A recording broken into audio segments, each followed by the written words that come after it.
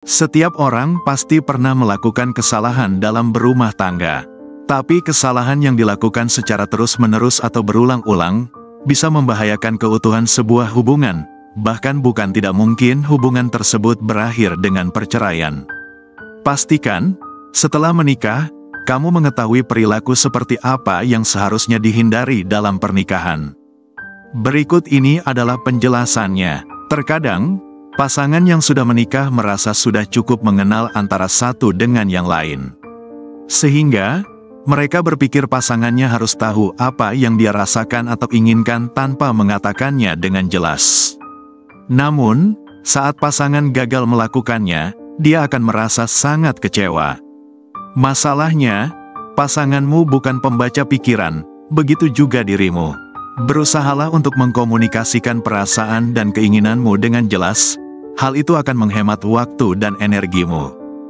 Jangan biarkan orang lain terlalu terlibat dalam hubungan rumah tanggamu. Dalam beberapa kasus pernikahan, pasangan suami istri tidak hanya melibatkan suami dan istri untuk menyelesaikan masalah rumah tangga mereka, tetapi juga orang tua, mertua, sahabat, atau bahkan orang lain di luar lingkaran hubungan mereka.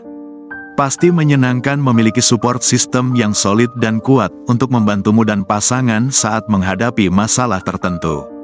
Tetapi, jika orang-orang itu ternyata malah mengendalikan, terlalu mengatur, atau bahkan membuat segalanya menjadi terlihat lebih rumit, maka tidak ada hal lain yang harus kamu lakukan selain memberikan batasan yang jelas akan keterlibatan mereka dalam urusan rumah tanggamu. Jangan pernah bertengkar untuk menang. Semua pasangan pasti pernah bertengkar atau berselisih paham. Beberapa melakukannya untuk bersama-sama mencari dan menemukan solusi, dan beberapa yang lain hanya ingin melampiaskan kemarahan dan rasa frustasi mereka. Beberapa pasangan bahkan melakukannya dengan lebih buruk, mereka berdebat panjang hanya untuk membuktikan bahwa dirinya yang benar. Ketika sudah menikah, jangan lupa bahwa kamu berada di tim yang sama dengan pasanganmu. Jadi, jadikan semua pertengkaran sebagai celah untuk berkompromi dalam menyelesaikan perselisihan rumah tangga. Jangan pernah mengabaikan sikap dan kata-kata romantis.